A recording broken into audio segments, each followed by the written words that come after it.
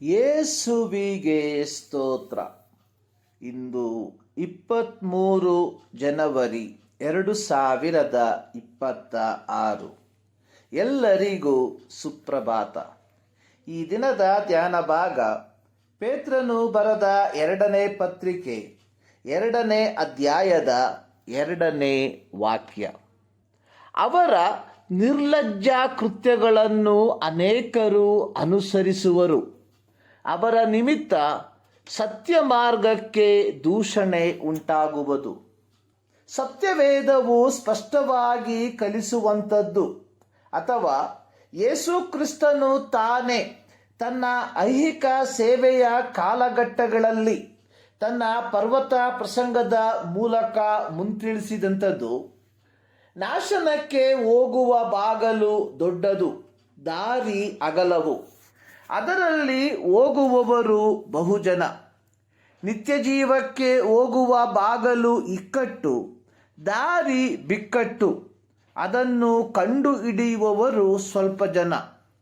ಮುಂದುವರೆಸಿ ಯೇಸು ಹೇಳಿರುವಂಥದ್ದು, ಸುಳ್ಳು ಪ್ರವಾದಿಗಳ ವಿಷಯದಲ್ಲಿ ಎಚ್ಚರವಾಗಿರ್ರಿ. ಅವರು ಕುರಿವೇಷ ಹಾಕಿಕೊಂಡು ನಿಮ್ಮ ಬಳಿಗೆ ಬರುತ್ತಾರೆ, ಆದರೆ ಒಳಗೆ ನೋಡಿದರೆ ಅವರು ಹಿಡುಕೊಂಡು ಹೋಗುವ ತೋಳಗಳೇ.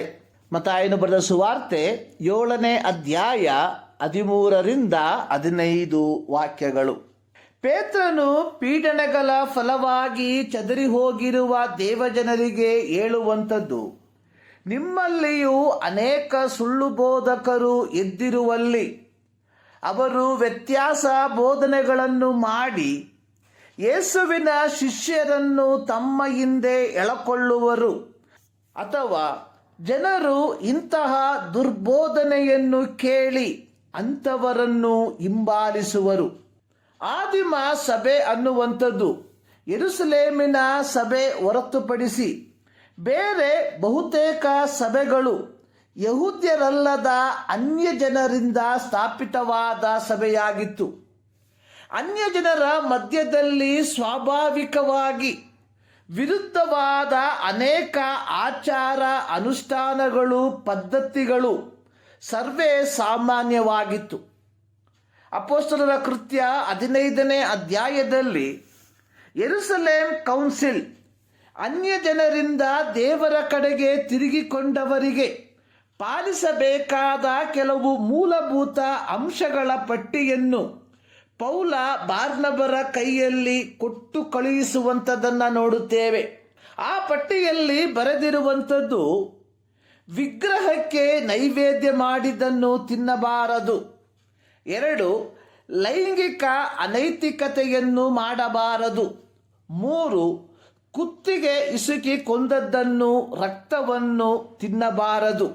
ಕೊರಿಂಥ ಸಭೆಗೆ ಪೌಲನು ಪತ್ರಿಕೆಯನ್ನು ಬರೆಯುವಾಗ ಅಲ್ಲಿ ಸಭೆಯಲ್ಲಿ ನಡೆದಿದ್ದ ಜಾರತ್ವದ ಪರಾಕಾಷ್ಠೆಯನ್ನು ಕುರಿತಾಗಿ 5ನೇ ಅಧ್ಯಾಯದಲ್ಲಿ ಉಲ್ಲೇಖಿಸಿರುವಂಥದ್ದನ್ನು ನೋಡುತ್ತೇವೆ. ಪೌಲನು 5ನೇ ಅಧ್ಯಾಯವನ್ನು ಮುಕ್ತಾಯಗೊಳಿಸುವಂಥದ್ದು, ಅಂತಹ ದುಷ್ಟನನ್ನು ನಿಮ್ಮ ಮಧ್ಯದಿಂದ ತೆಗೆದುಹಾಕಬೇಕು.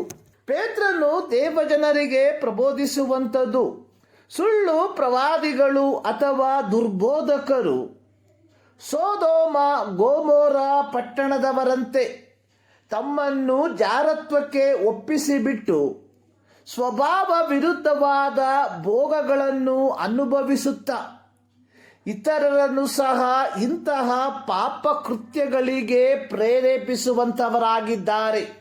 ಇಂತಹ ದುರ್ಬೋಧಕರ ಮತ್ತು ಆಧ್ಯಾತ್ಮಿಕತೆಯ ಅಧಂಪತನದ ಫಲವಾಗಿ ಲೋಕದ ದೃಷ್ಟಿಯಲ್ಲಿ ಸತ್ಯವೇದದ ಸುವಾರ್ತೆಯು ನಿಂದಿಸಲ್ಪಡುವಂಥದ್ದಾಗಿದೆ. ರೋಮಾಪುರದವರಿಗೆ ಬರೆದ ಪತ್ರಿಕೆ 2ನೇ ಅಧ್ಯಾಯದ 21ರಿಂದ 24 ವಾಕ್ಯದಲ್ಲಿ ಪೌಲನು ಬರೆದಿರುವಂಥದ್ದು, ಮತ್ತೊಬ್ಬರಿಗೆ ಉಪದೇಶ ಮಾಡುವ ನೀನು ನಿನಗೆ ಉಪದೇಶ ಮಾಡಿಕೊಳ್ಳದೆ ಇದ್ದೀಯೋ, ಆದರ ಮಾಡಬಾರದೆಂದು ಹೇಳುವ ನೀನು ಆದರ ಮಾಡುತ್ತೀಯೋ, ಧರ್ಮಶಾಸ್ತ್ರದಲ್ಲಿ ಅಭಿಮಾನಿಯಾಗಿರುವ ನೀನು ಧರ್ಮಶಾಸ್ತ್ರವನ್ನು ಮೀರಿ ನಡೆದು ದೇವರನ್ನು ಅವಮಾನಪಡಿಸುತ್ತೀಯೋ? ನಿಮ್ಮ ದೆಸೆಯಿಂದ ಅನ್ಯ ಜನರಲ್ಲಿ ದೇವರ ನಾಮವು ದೂಷಣೆಗೆ ಗುರಿಯಾಗುತ್ತದೆ. ಇಲ್ಲಿ ಕ್ರೈಸ್ತರು ಮಾಡಬೇಕಾದದ್ದು ಯಥಾರ್ಥವಾದ ಉಪದೇಶಕ್ಕೆ ಬದ್ಧರಾಗಿದ್ದು ನೀತಿಯುಳ್ಳ ಜೀವಿತವನ್ನು ಜೀವಿಸುವಂಥವರಾಗಿರಬೇಕು. ಆಗ ನಾವುಗಳು ಪೌಲನು ಫಿಲಿಪ್ಪಿ ಸಭೆಯ ದೇವಜನರಿಗೆ ಹೇಳಿದಂತೆ, ನೀವು ಸರ್ವರಿಗೂ ಜೀವದಾಯಕ ವಾಕ್ಯವನ್ನು ತೋರಿಸಿಕೊಡುವವರಾಗಿದ್ದು ಲೋಕದೊಳಗೆ ಹೊಳೆಯುವ ಜ್ಯೋತಿರ್ಮಂಡಲಗಳಂತೆ ಕಾಣಿಸುವವರಾಗಿದ್ದೀರಿ. ಪ್ರೀತಿಯ ದೇವಜನರೇ, ದೇವರು ನಮ್ಮನ್ನು ಬೆಳಕಾಗಿ ಈ ಲೋಕದಲ್ಲಿ ಇಟ್ಟಿರಲಾಗಿ ಮತ್ತಾಯನು ಬರೆದ ಸುವಾರ್ತೆ 5ನೇ ಅಧ್ಯಾಯದ 16ನೇ ವಾಕ್ಯದಲ್ಲಿ ಯೇಸು ತಾನೇ ಹೇಳಿದಂತೆ, ನಿಮ್ಮ ಬೆಳಕು ಜನರ ಮುಂದೆ ಪ್ರಕಾಶಿಸಲಿ. ಹೀಗಾದರೆ ಅವರು ನಿಮ್ಮ ಒಳ್ಳೆ ಕ್ರಿಯೆಗಳನ್ನು ನೋಡಿ ಪರಲೋಕದಲ್ಲಿರುವ ನಿಮ್ಮ ತಂದೆಯನ್ನು ಕೊಂಡಾಡುವರು. ನಮ್ಮ ಐಹಿಕ ಜೀವಿತವನ್ನು ನೋಡಿ ಜನರು ಪರಲೋಕದಲ್ಲಿರುವ ದೇವರನ್ನು ಕೊಂಡಾಡುತ್ತಿದ್ದಾರಾ ಅಥವಾ ನಮ್ಮ ನಿಮಿತ್ತ ಸತ್ಯ ಮಾರ್ಗಕ್ಕೆ ದೂಷಣೆ ಉಂಟಾಗುತ್ತಿದ್ದೀಯಾ? ಈ ಮುಂಜಾನೆಯಲ್ಲಿ ಸರ್ವಶಕ್ತನಾದ ದೇವರು ಈ ಅಧ್ಯಯನದ ಮೂಲಕ ನಿಮ್ಮನ್ನು ಆಶೀರ್ವದಿಸಲಿ.